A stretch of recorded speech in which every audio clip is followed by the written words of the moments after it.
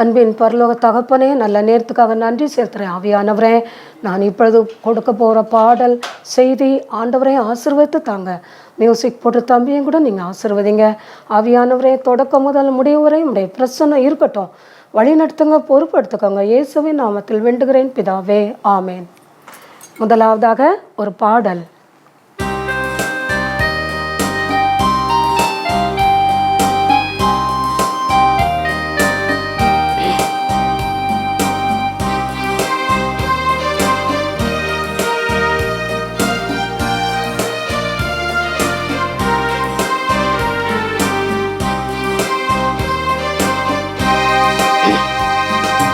சிலுவை காட்சி காணவாராய், சிந்தின ரத்தம் ஓடுவதை பாராய். சிலுவை காட்சி காணவாராய், சிந்தின ரத்தம் ஓடுவதை பாராய். சிலுவை காட்சி காணவாராய்.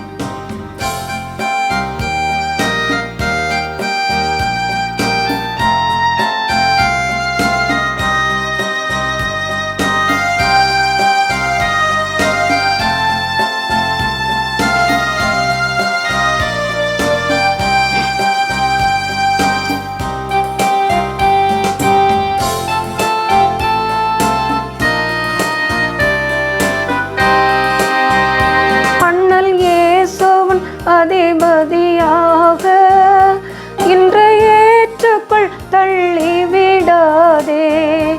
அண்ணல் இயேசுவன் அதிபதியாக இன்று ஏற்றுக்குள் தள்ளிவிடாதே. இன்னல் ஏதும் உன்னை சேராதே. இன்றே வா, இன்றே வா, இன்றே வா, இன்றே வா. சிலுவை காட்சி காணவாராய், சிந்தின ரத்தம் ஓடுவதை பாராய். சிலுவை காட்சி காணவாராய்.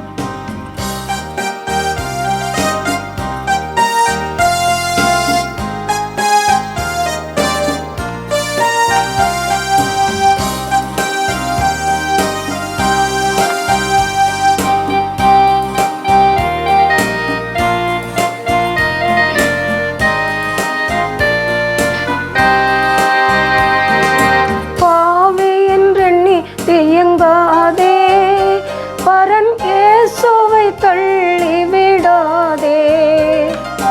பாவி என்றெண்ணி தயங்காதே. பரன் இயேசுவை தள்ளிவிடாதே. பாவதோஷம் எல்லாம் தீர்த்தாரே. இன்றே வா, இன்றே வா, இன்றே வா, இன்றே வா.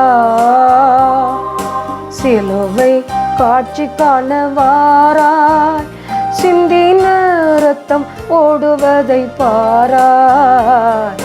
சிலுவை காட்சி காணவாராய்.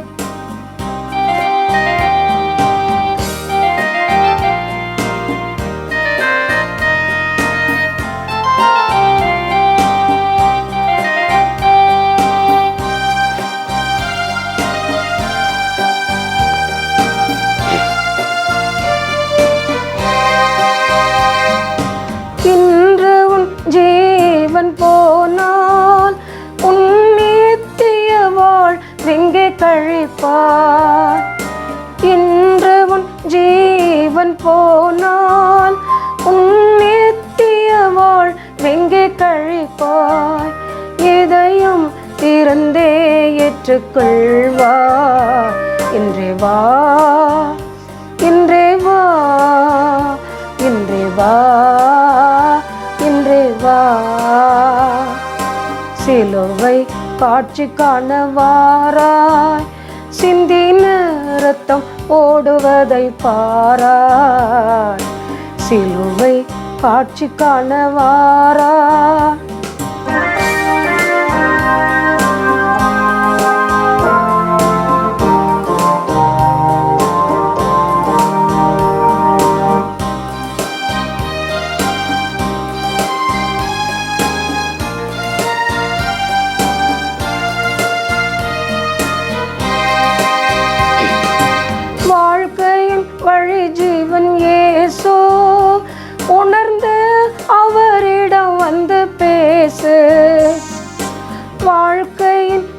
ஜீவன் இயேசு, உணர்ந்து அவரிடம் வந்து பேசு, உலக ரட்சகருள் இயேசு.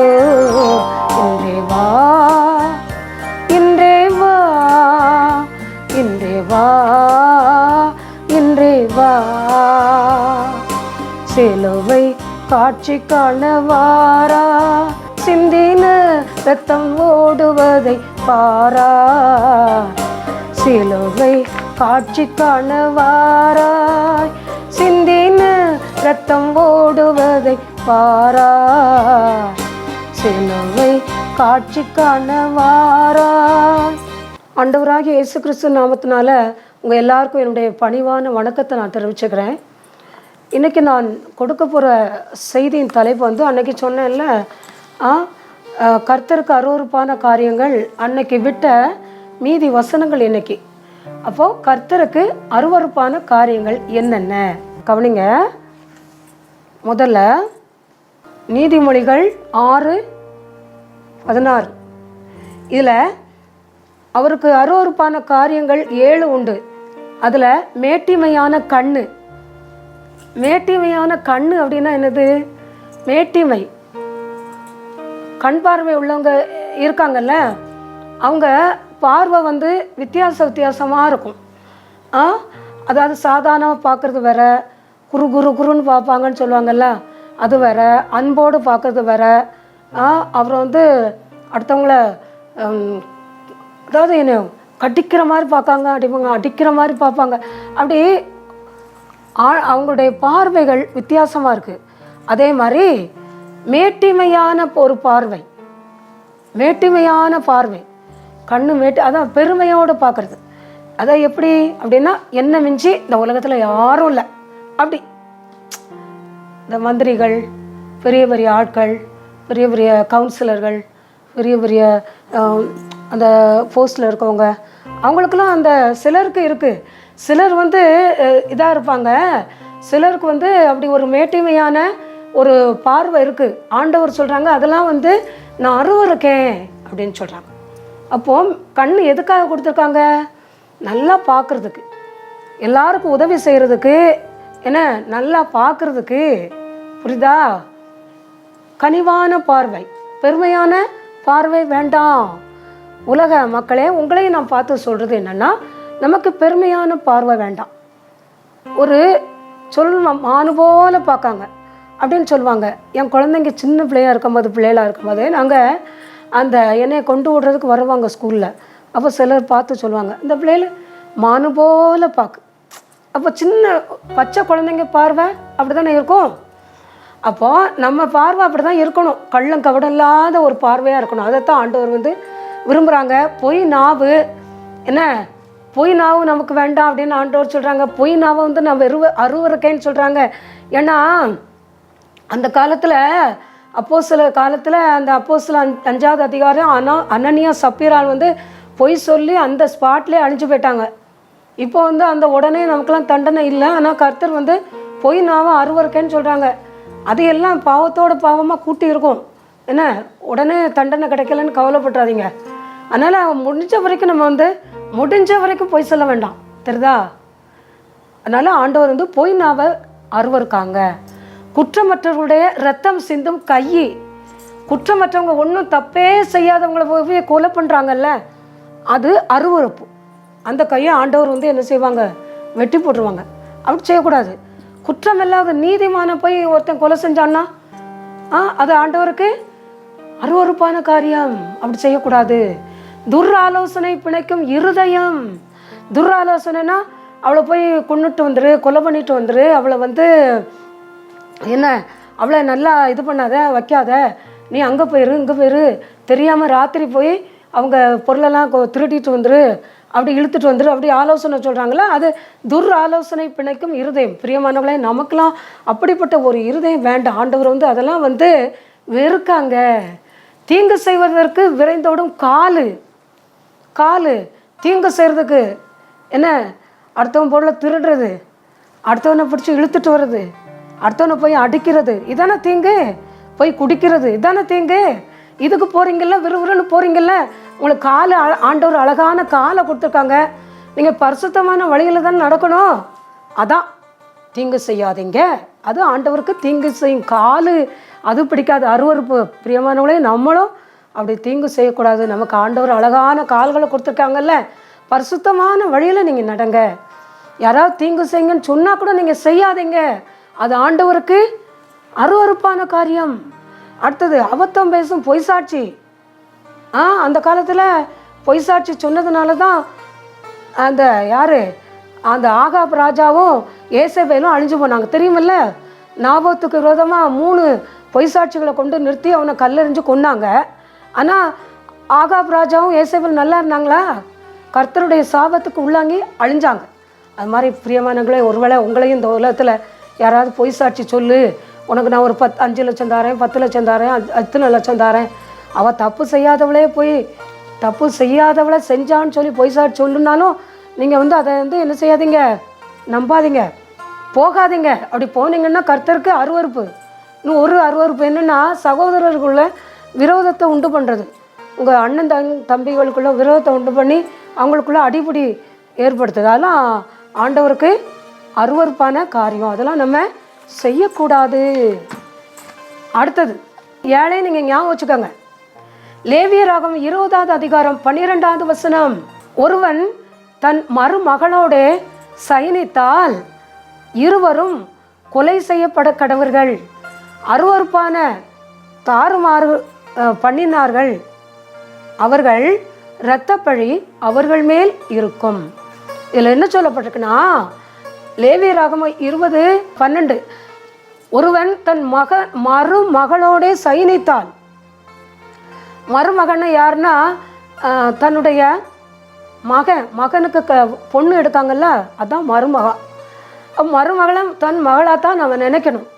அதான். ஆனால் ஆண்டவர் சொல்கிறாங்க, நீ அந்த மருமகளோட சயனிச்சன்னா அவங்கள கொலை பண்ணிடுங்க, அவங்க இரத்தப்பழி அவங்க மேலே இருக்கும், அது தாறுமாறு, அது அருவருப்புன்னு சொல்கிறாங்க.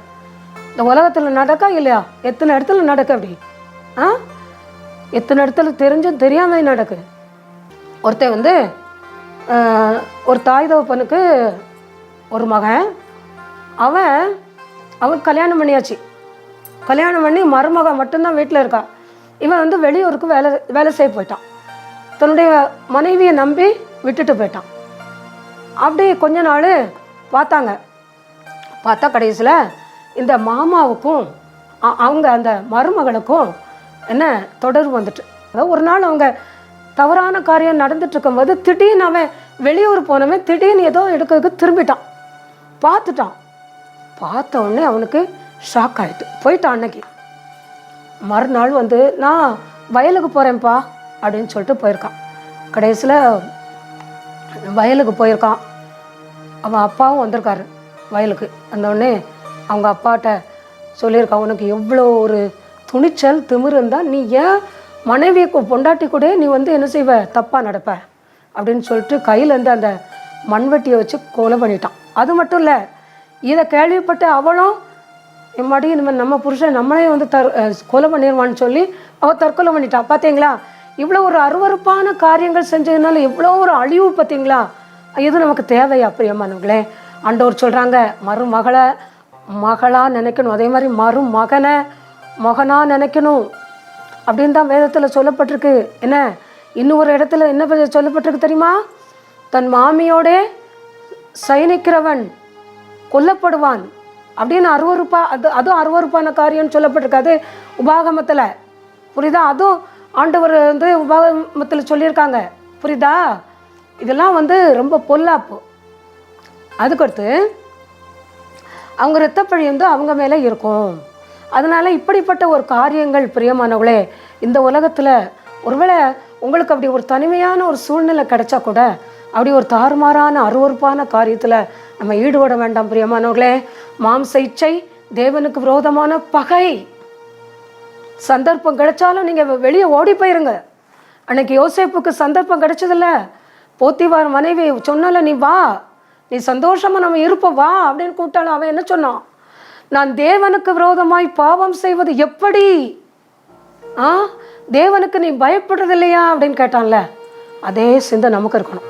இதெல்லாம் இந்த அருவருப்பான தாறுமாறான காரியங்கள்லாம் யாருக்காவது இருந்திருந்தா விட்டுருங்க, ஆண்டவற்றை மன்னிப்பு கேட்டு அழுத மன்னிப்பு கேட்டுருங்க. ஏன்னா இது பெரிய அழிவு, புரியுதா? 2ஆம் மரணம் நிச்சயம், அவ்வளோதான். இது சாதாரணமாக கர்த்தர் சொல்லலை. இது கர்த்தர் இந்த இஸ்ரேல் மக்களுக்கு சொல்லியிருக்காங்க. சும்மா அவங்க சொல்லலை கர்த்தர்.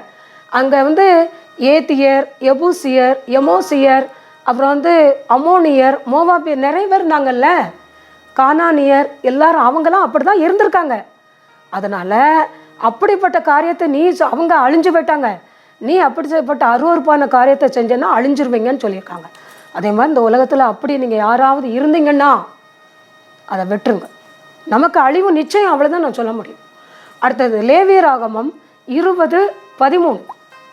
ஒருவன் பெண்ணோட சம்யோகம் பண்ணுறது போல ஆணோட சம்யோகம் பண்ணுவது அருவருப்பான காரியம் செய்த அவ்விருவரும் கொலை செய்யப்பட கடவர்கள். அவர்களுடைய இரத்த பழி அவர்கள் மேல் இருப்பதாக அப்படின்னு சொல்கிறாங்க. இது கர்த்தர் தான் சொல்கிறாங்க. ஒருத்தன் நீ பெண்ணோட சம்யோகம் பண்ணுறது மாதிரி ஆணோட சம்யோகம் பண்ணுன அப்படின்னா உங்கள் இருவரையும் கொலை செய்யணுமா. அது மாதிரி இரத்தப்பழி அவங்க மேலே இருக்குன்னு சொல்கிறாங்க. இதுவும் அந்த காலத்தில் நடந்திருக்கு. இதெல்லாம் என்ன நீ ஒருத்தி பெண்ணோட சம்யோகம் பண்ணுறது ஒன்றும் பிரச்சனை இல்லை, அது கல்யாணம் பண்ணியாச்சு. ஆனால் அது மாதிரி ஆணோட ஆண், பெண்ணோட பெண், இது ஓரின சேர்க்கை. இப்படி பண்ணுன்னா உன்னை நான் அழிச்சிருவேன். இது அருவருப்புன்னு சொல்கிறாங்க. இப்படி இந்த உலகத்தில் இப்போ நடக்க தானே செய்யுது. இந்தியாவில் நடந்திருக்கு, அப்புறம் அமெரிக்காவில் இருக்குது. அமெரிக்காவில் சட்டமாக்க போனாங்க, இப்போ அது இல்லைன்னு நினைக்கிறேன், சட்டமாகலை. ஆனால் ஆணோட ஆண் கல்யாணம் பண்ணிக்கிறாங்க, பெண்ணோட பெண்ணு கல்யாணம் பண்ணிக்கிறாங்க, ஓரின சேர்க்கை இருக்குது. நம்ம இந்தியாவில் இருக்கும், இன்னும் நிறைய இடத்துல இருக்க தான் செய்யுது. இது இருக்குது, இல்லைன்னு சொல்ல முடியாது. பிரியமானவங்களே, அப்படி ஒரு சந்தர்ப்பம் கிடைச்சாலும் நீங்கள் அதை விட்டுறணும், வேண்டாம். அது ஆண்டவருக்கு அருவருப்பு. சோதம் குமாரா பட்டாலும் அந்த ஓரின சேர்க்கையால தான் அழிஞ்சுது. அது தெரியுமில்ல உங்களுக்கு? ஆண்டவர் அக்கினியால் அழிச்சாங்கல்ல, வேண்டாம். புரியுதா? அவ்விருவரும் கொல்லப்பட வேண்டும்னு இதில் பைபிளில் இருக்குது. என்ன சும்மாவா சொல்கிறோம்? அடுத்தது அதே இதில் லேவியராகமம் 20:14. ஒருவன் ஒரு ஸ்திரீயையும் அவள் தாயையும் படைத்தால் அது முறைகேடு. இவ்விதமான முறைகேடு உங்களுக்குள்ளே இருக்க வேண்டாம். அப்படி செஞ்சீங்கன்னா அவனையும் அவங்க 2 பேரையும் அக்கினியால் சுட்டரிச்சு போடுங்க அப்படின்னு அந்த லேவியராகமத்தில் சொல்லப்பட்டிருக்கு. இதுன்னா என்ன அர்த்தம்? இப்போ ஒரு வீட்டில் ஒரு தாயும் மகளும் இருக்கான்னு வைங்களேன். அப்போ அவங்களுக்கு யாரும் இல்லை, ஆதரவு இல்லை. திடீர்னு ஒருத்தன் சரி ஒரு மகளை விரும்புகிறான், அவன் மகளை அவளும் உறவு வச்சுட்டாங்க. 2 பேரும் அவங்களுக்குள்ள தொடர்பு வந்துட்டு, அவங்க 2 பேருக்குள்ள உறவு வந்துட்டு. சரி, அதே மாதிரி அவள் தாய் கூடயும் தப்பாக நடப்பான். அப்படி தான் நீ இருக்காத அப்படின்னு சொல்லப்பட்டு அந்த காலத்தில் அப்படி நடந்திருக்காங்க. அப்போது ஒருத்தன் ஒரு மகளையும் தாயையும் அருவருப்பான காரியங்கள் நடத்தினீங்கன்னா நீங்கள் இருக்கக்கூடாது, கொல்லப்படணும் அப்படின்னு சொல்லப்பட்டிருக்கு. பழைய ஏற்பாடு என்ன சும்மா விளையாட்டு காரியம்லாம் ஒன்றும் கிடையாது. எல்லாம் சத்தியமாக கர்த்தர் சொல்லியிருக்காங்க. ஏன்னா அது விளையாட்டுத்தனம் இல்லை. அதாவது சில நினைப்பாங்க சும்மா என்னத்தை, அது அந்த காலம் சொல்லியிருக்காங்க. இப்போ நமக்காக ஆண்டவர் தான் சிலுவையில் அறையப்பட்டாங்களே, மறிச்சிட்டாங்களே, உயிரோடு எந்திரிச்சிட்டாங்கன்னு சொல்கிறாங்க. ரத்தம் செஞ்சுட்டாங்க, இனி என்ன பாவம் செஞ்சானே அப்படின்னு நிறைய பேர் அப்படின்னு சும்மா அசால்ட்டாக அலட்சியமாக செய்கிறாங்க. பிரியமானவங்களே, அப்படியெல்லாம் நம்ம செய்யக்கூடாது. அதுக்கு கடுமையான தண்டனை உண்டு, புரியுதா? மறந்துடாதீங்க, வேண்டாம். அடுத்தது, ஒருவன் மிருகத்தோட புணர்ந்தால் அது அருவருப்பு. அந்த காலத்தில் பாருங்கள், மிருகத்தோடு புணர்ந்துருக்காங்க. மிருகத்தோடு அருவருப்பான காரியம் சயனிச்சிருக்காங்க. அது அந்த காலத்தில் இந்த ஏத்தியர், எபூசியர், எல்லாரும் எமோரியர் அப்படி இருந்திருக்காங்க. அதான் கர்த்தர் சொல்கிறாங்க, நீ அப்படி இருந்தனா, அவங்க நடந்த மாதிரி நடந்தனா அதுவும் அருவருப்பு, அதனாலே உன்னை அழிச்சிருவேன் அப்படின்னு சொல்கிறாங்க. சரி, அதுக்கு நான் உதாரணம் சொல்கிறேன். இப்போ சமீபத்தில் வந்த ஒரு செய்தி, ஒருத்தன் நம்ம தமிழ்நாட்டில் தான் ஒருத்தன் இந்த கஞ்சா போதையை போட்டுட்டு ஒரு நாய், இந்த நாய் பொமேரியன்னு சொல்கிறாங்கல்ல, அந்த பெண் நாயை பிடிச்சிட்டு ராத்திரி முழுசும் அது கூட இருந்துட்டு அதை கடைசியில் அவன் இஷ்டப்படி இருந்திருக்கான், பெண்ணு மாதிரி நினச்சிட்டு. கடைசியில் அது செத்து போயிட்டு. அதை டாக்டர்கிட்ட காட்டும்போது டாக்டர் பார்த்துருக்காங்க, இது பலாத்காரம் பண்ணியிருக்காங்க, பாலியல் பலாத்காரங்கள்லாம் அப்படின்னு சொல்லியிருக்காங்க. கடைசியில் அவனை அரெஸ்ட் பண்ணாங்களா என்னன்னு தெரியலை. அப்படி நடக்கு. அப்படி இந்த உலகத்தில் இப்போ நடந்துக்கிட்டு தானே இருக்கப்போ, அந்த காலத்துல தான் நடந்தது, பைபிளில் இருக்குது, இப்போவும் நடக்கல. இதெல்லாம் அருவருப்பு, தாறுமாறான காரியம். என்ன, இதை நினச்சி பார்க்கவே அருவருப்பாக இருக்குது. அதே மாதிரி ஒரு ஸ்திரியும் மிருகத்தோட சயனிச்சா அவளும் கொல்லப்படணும் அப்படின்னு சொல்லப்பட்டிருக்கு. ஒரு இடத்துல ஒரு ஸ்திரீ மிருகத்து பக்கத்தில் நிர்மாணமாலாம் நிற்காதீங்கன்னு லேவியராகமோ ஏதோ நான் படித்த ஞாபகம் இருக்குது. அப்படி பைபிளில் இல்லைன்னு நான் சொல்ல மாட்டேன்ல. அப்புறம் இன்னொரு இடத்துல இதில் என்ன சொல்லுக்கு தெரியுமா, கடைசியில் லேவியராகமத்தில் அவர்கள் என்ன இப்படி செய்த காரியங்களை எல்லாம் செய்தபடியினால் நான் அவர்களை அரோசித்தேன். அதாவது அந்த காலத்தில் இப்படிலாம் அவங்க செஞ்சாங்க, ஆனால் நான் அரோசித்தேன்னா என்ன அர்த்தம், நான் அவங்கள அழிச்சு போட்டேன். இப்படிலாம் அவங்க செஞ்சாங்கல்ல, ஆனால் நான் அவங்கள அழிச்சு போட்டேன் அப்படின்னு ஆண்டவர் சொல்கிறாங்க. நீ இப்படிப்பட்ட அருவருப்பான காரியங்கள்லாம் நீங்கள் செய்யாதீங்க அப்படின்னு ஆண்டவர் சொல்கிறாங்க. இப்போ இந்த காரியங்கள் எல்லாம் அந்த காலத்தில் செஞ்சுருக்காங்க. என்ன, அது எவ்வளோ ஒரு அருவருப்பான காரியங்கள் பாருங்களேன். யாராவது இப்படி இருப்பாங்களா? அதான் ஆண்டவர் சொல்கிறாங்க, இப்படி நீங்கள் இருக்காதீங்க. இன்னொரு இடத்துல என்ன சொல்லப்பட்டிருக்கு தெரியுமா, உபாகமம் 22வது அதிகாரத்தில் 5வது வசனம், புருஷர்களுடைய உடைய ஸ்திரீகள் உடுத்தலாகாது, அதே மாதிரி ஸ்திரீகளுடைய உடைகளை புருஷர்கள் உடுத்தலாகாது. இப்படிப்பட்டவர்கள் செய்கிறது இது அருவருப்பான காரியம் அப்படின்னு வேதத்தில் சொல்லப்பட்டிருக்கு. புரியுதா?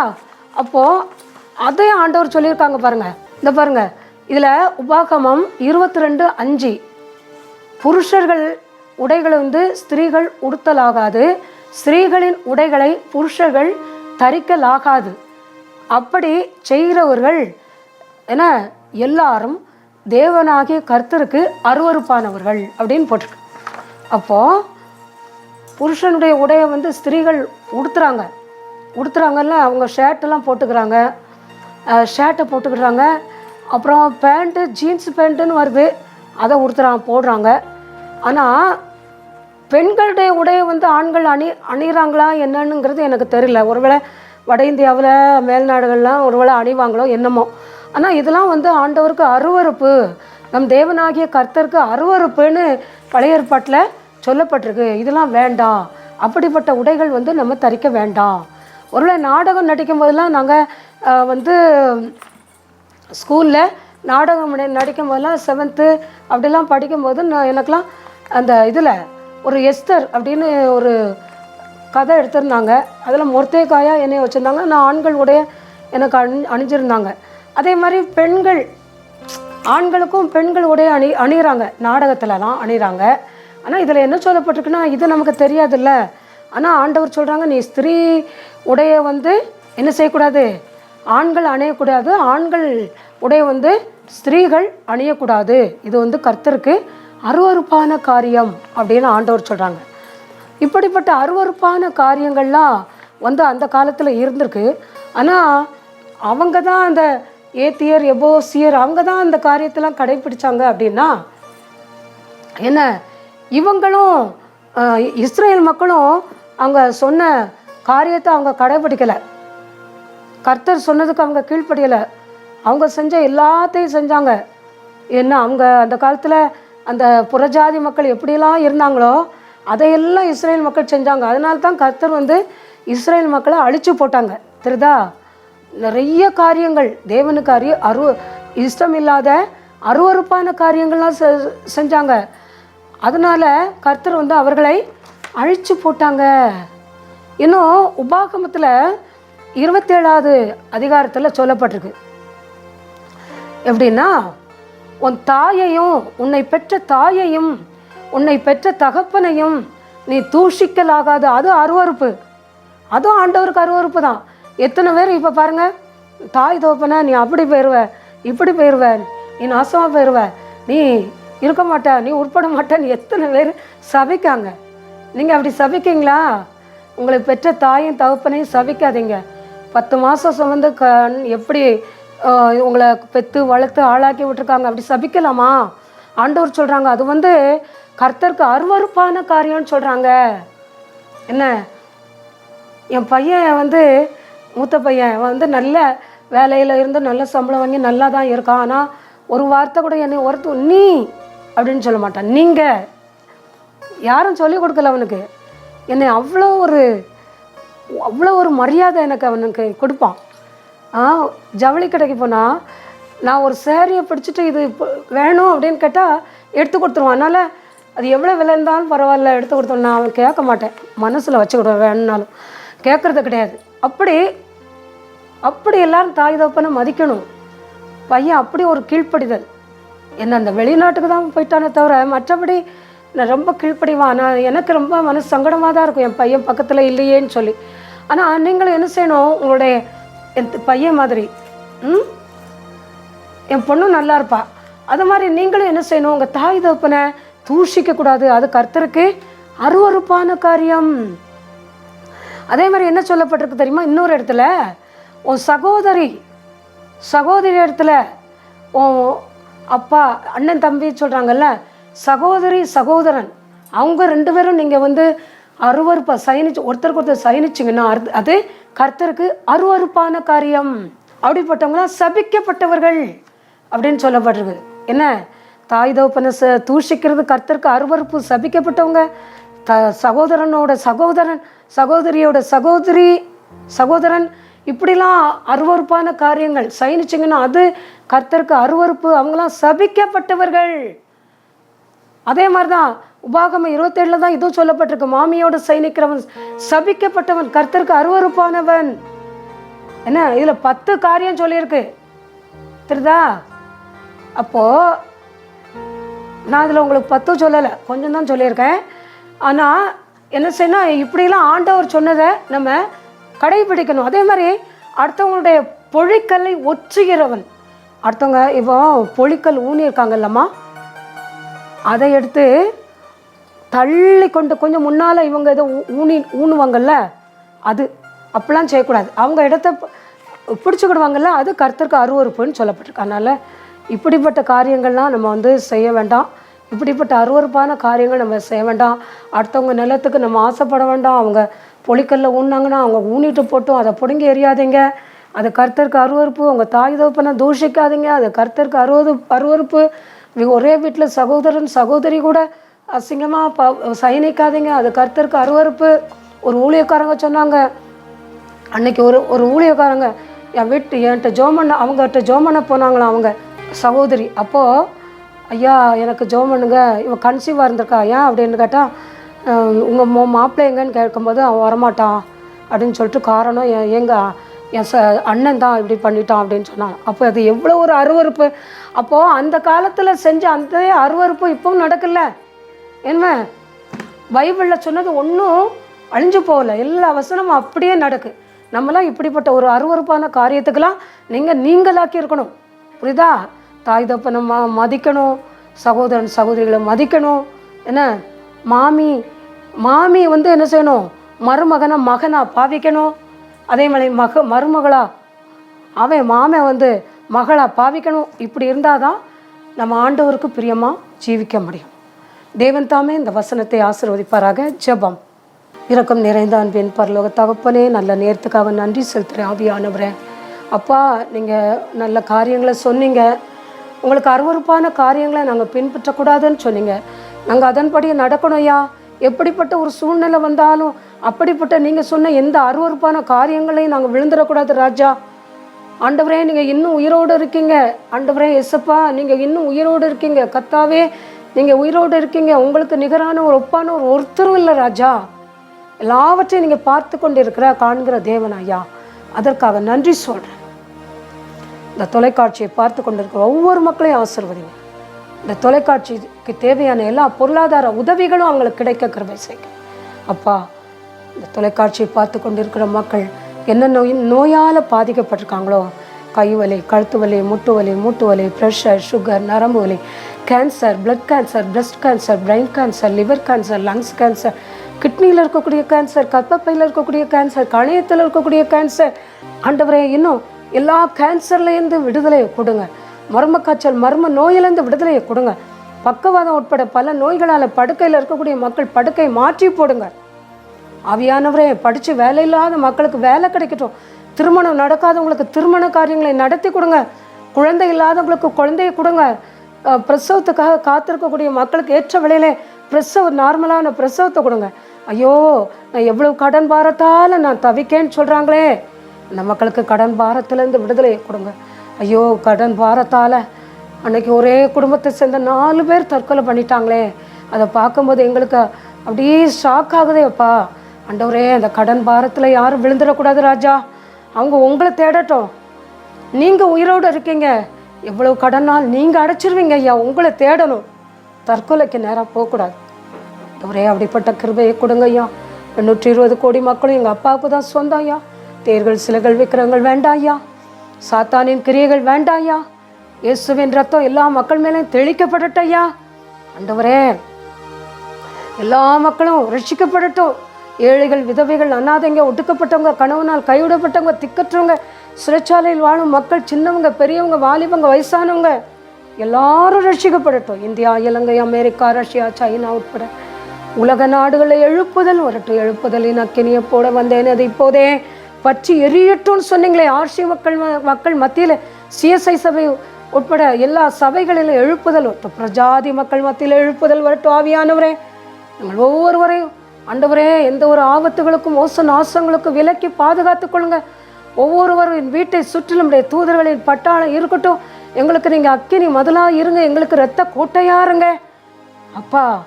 எந்த ஒரு மோச நாசங்களுக்கும் எங்களை விலக்கி பாதுகாத்து கொள்ளுங்க. நான் நாளை ஆசீர்வதித்து தாங்க. மீதியான நேரம் முழுவதையும் பொறுப்படுத்துக்கங்க, வழி நடத்துங்க ஆவியானவரே. இயேசுவின் நாமத்தில் வேண்டுகிறேன் பிதாவே, ஆமென். ஆண்டவருக்கே மகிமையும் கனமும் வல்லமையும் உண்டாகட்டும். என் ஃபோன் நம்பர் சொல்கிறேன், 9487549354.